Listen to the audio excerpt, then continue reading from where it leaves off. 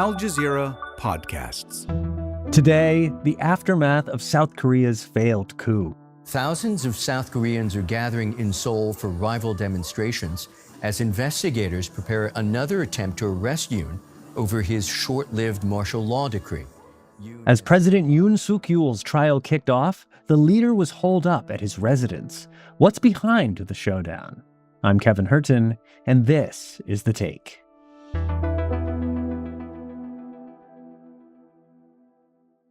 While we were putting this episode together, things suddenly took a sharp turn in South Korea. We start in Seoul, where the suspended South Korean President Yoon Suk-yeol has finally been arrested over his short-lived martial law declaration in December. So, how did we end up here? I chatted with my guest just hours before it all unfolded. My name is Seung Koo. I am journalist and founder of Korea Expose, joining you from Germany. So, Sewung, welcome to The Take. Somehow, the drama in South Korea has actually increased since we last had you on the show last month. So let's just do a quick recap. Late in the evening of December 3rd, the conservative president Yoon shocked everyone by declaring martial law, basically suspending democracy on national security grounds. Dear citizens, I hereby declare an emergency meeting to protect the Republic of Korea from the threat of the North Korean Communist forces and to protect the freedom and happiness of our people. The outrage was immediate and it was fierce, and within hours he was forced to walk it back. So since then, he's had his presidential powers stripped away. He's been impeached and charged criminally. The martial law fiasco is why lawmakers voted to impeach him, giving the Constitutional Court 180 days to decide whether to remove Yoon from office or restore his presidential powers. And yet, he is clinging to power. So can you set the scene for us? Where is Yoon as of this interview, and what is happening with him? Well, the entire nation knows exactly where he is, and that is in his official residence.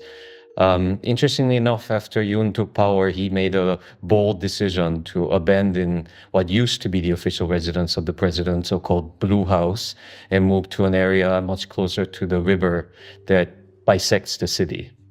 And it's up on a hill, former residence of the foreign minister. And you have to remember that right in front of this area is one of the major thoroughfares that connect the southern part of the city to the north. And we've been seeing for the last 2 weeks endless demonstrations by supporters of the president and also the supporters of the opposition, both calling for, removing the president and keeping the president. And it's indeed been incredibly chaotic and hectic in South Korea.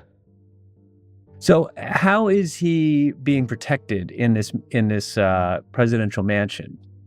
Well, it's a compound, and it used to be used for the foreign minister. So you can imagine that it has had very good security for a long time. In fact, there's a fence running behind the villa that has been protected by the military for as long as I can remember. And in addition, we, of course, have the presidential security details on the ground. And what we have also heard is, in fact, soldiers have been deployed to augment the security for him so that nobody can go in without any permission. And that's exactly what we saw when the authorities tried to execute this arrest warrant against him on January 3rd, and they failed. So this is activating people politically in Korea. There are, as you mentioned, there are protesters calling for Yoon's removal, of course. But we've also seen Yoon supporters taking to the streets, and some are waving U.S. flags, and they're carrying signs in English that are saying, "Stop the steal." This is a direct reference to the 2020 election in the United States. I set aside my work today thinking about how to prevent this country from heading toward communism, with the determination that even one person coming out can give strength to those who have been guarding this place for days. I decided to come out here today. What is going on? Why are these signs in English, and why stop the steal? So to explain that, let me tell you a little bit about the background. South Korea has a very strong military alliance with the US. And of course, South Korea also hosts the biggest US military base outside US soils in Camp Humphreys. And this alliance has been very much valued by South Korean conservatives, more so than by the, let's say, liberal opposition for decades. And whenever there's a political crisis, they immediately pull out this card that the alliance must endure. And to make sure that the alliance will endure, we need to have the right kind of political leadership and the right kind of president in power. And that can, of course, only be conservatives. So from that perspective, what they think is an attack on the current presidency is also an attack on the alliance itself. That's why we are seeing these US flags in the air alongside the flags of South Korea. But at the same time, there's been an underlying argument or political discourse on the ground of South Korea for more than a year, suggesting, and of course perpetrated by the right wing, that the last election was stolen. And this is the election that took place early last year in spring that brought a massive majority for the opposition in parliament. And because of that, Yoon Suk-yeol, the president, has been very much politically contained and marginalized. And that's also what has enabled the impeachment itself on December 14th. And for that reason, they are trying to discredit the very event that brought opposition to power within the legislature. And so do you get the sense that he really believes that this was stolen, or is this a tactic to avoid accountability? Well, this is hard to know unless you're really inside the mind of Yoon Suk-yeol. But at the same time, it has not been very well reported that on the day of martial law, the president and his allies sent soldiers, of course, to parliament to stop the lawmakers from trying to lift martial law. But at the same time, in a less developed or less reported story, the soldiers were sent to the, of all places, the election commission. And they were taking pictures of the servers stored there. And what has been revealed since then is that, in fact, the president had it in his mind to try and investigate whether there had been any security breach at the election commission and to reveal that, in fact, the last election had been manipulated. So he's facing, just to make sure that we're clear, he's facing accountability here on two fronts. There's the political front, which is the impeachment, but then there's also the criminal front. But these two intersect, right? The reason he doesn't want to come out of his mansion is because he thinks that he'll be arrested while attending his impeachment? I think it's fair to say that, yes, indeed, he fears being arrested, not least for the fact that this will be the very first time in the history of South Korea where a sitting president would be arrested and taken into custody. So I certainly don't believe that he would want to suffer that shame. But at the same time, yes, he's dealing with enormous political risk at the moment, and the charges that he's facing at the Constitutional Court, as you said, they're both criminal and political. He's being judged for violating the Constitution by trying to interfere with the lawmakers from lifting martial law. But at the same time, he's accused of fomenting insurrection. And that's a criminal charge in South Korea, and from which he's not safe. Wow. So, I mean, the parallels with incoming U.S. President Donald Trump are not subtle here, right? They are hitting us over the head. President Yoon is facing impeachment and criminal charges, just like Trump did after January 6th. Stop the steal is the Trump playbook, right? But this is not the U.S. and he is not Trump. So what I want to ask you about is, what are the differences here? Do you think Yoon can really avoid accountability by going down this route? So what he's really vying for is winning more time for himself. Once he and his party, they're very much invested in trying to delay the proceeding as long as possible so that the political calculus can change. And since you bring up Mr. Trump in the US, some actually believe that Yoon is waiting for the inauguration of Donald Trump, because then perhaps the US administration in Washington might intervene and exercise influence over South Korea, and thus helping Yoon to stay in power. More with Se-woong after the break. So, Se-woong, the Corruption Investigation Office said it is preparing for a second attempt on President Yoon. It could be happening hours from now as we speak. Paint us a picture of the standoff and how we got to this point, and maybe what that might look like as they try to arrest him? Well, I think judging by the events of the last 2 weeks, we're going to see some very intense demonstrations on the streets right in front of the residence. And I mentioned that this is a very important street that connects two parts of the capital, the north and the south. And we have seen traffic being blocked because lanes are being taken over by thousands of demonstrators, waving flags and also just sitting in the cold pavement. This is a very harsh winter in South Korea at the moment. The temperature has gone down to something like -10, -15. At some point, it snowed so heavily that people are wrapping themselves in these silver-colored emergency blankets to try and keep themselves warm. And I would not be surprised if we see a repeat of that same situation. At the same time, of course, the rumor on the street is something we need to take with a grain of salt. But at the same time, enough unofficial sources have indicated that perhaps we're going to see deployment of up to 1,000 police officers trying to storm the compound and try to bring out the president. And who is it that's actually protecting him? Where does their loyalty lie? Well, that's an interesting question, right? These are the so-called presidential security details. And at the moment, the president is incapacitated. So therefore, these security guards or officers, they should in fact be serving the acting president, which is at the moment the finance minister. So the fact that they are still on the ground and trying to protect Yoon from carrying out of justice is something that has certainly compounded many people. But at the same time, what has really added drama to the story is that we have soldiers on the ground as well.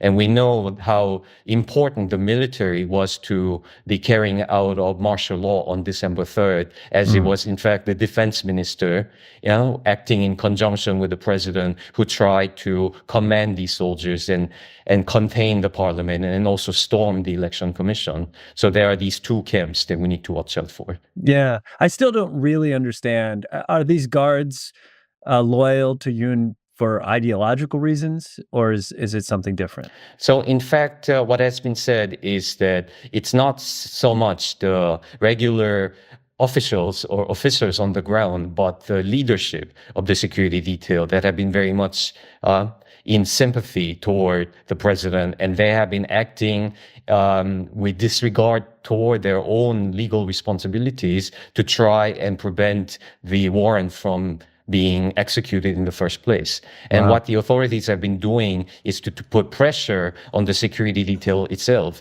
saying that if they continue to stand against the police, then they will be charged with obstruction of justice.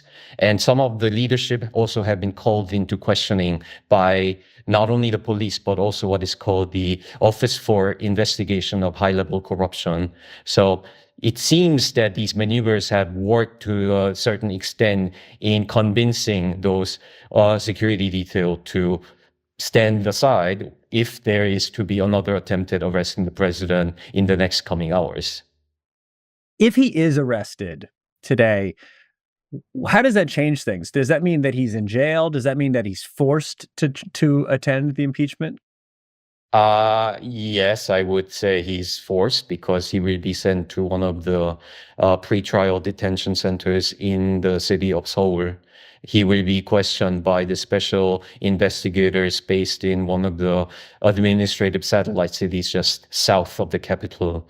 And perhaps if he's arrested, we will see things moving forward in a more predictable way. But if the authorities fail once again to arrest him, then we're going to have a very interesting situation where the impeachment proceeding against him will continue at the Constitutional Court while he himself is simply not in attendance. Wow, what a dramatic week this is going to be in South Korea. As the legal proceedings get underway, what will you be looking out for? So something I would like to bring up is that even though what Yoon did was really unprecedented and I would say personally unforgivable, Despite that, the support rates, the approval ratings for both him and his party seem to have been going up and not falling. Wow. Of course, we need to be a little skeptical toward these numbers because in the recent months, there have been kind of new polling companies emerging in South Korea, and many of them with support from the South Korean right. And they have been clearly working hard to give an impression that the president still enjoys very strong support from his base. But at the same time, one poll result seemed to indicate that the president may have a support rating of as much as 46% in the moment, Right. which is on the one hand quite unthinkable, but at the same time, it goes to show to what extent his support and the conservatives are galvanizing and trying to protect the president at any cost.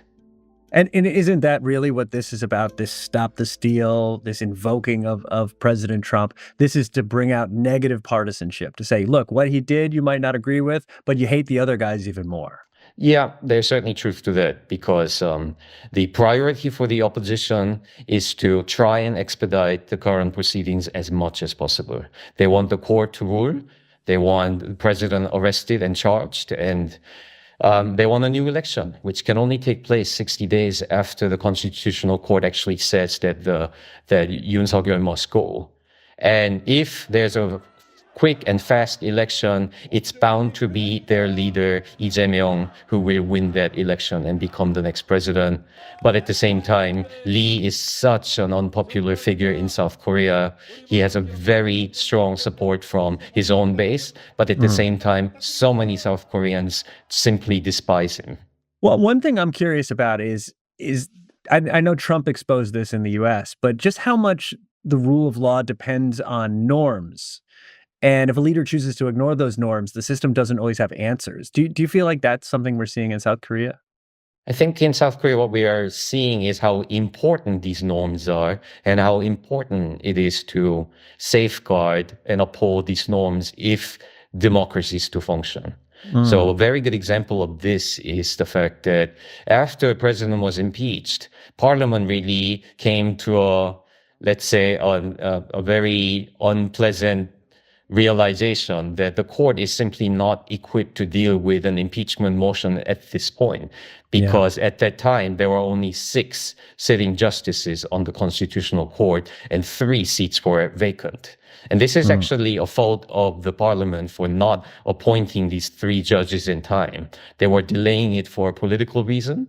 And after the president was impeached, they realized there need to be at least 6 votes in favor of impeachment on the court. And how do you achieve that when there are only 6 sitting justices on the court? So they were rushing to appoint 3 more.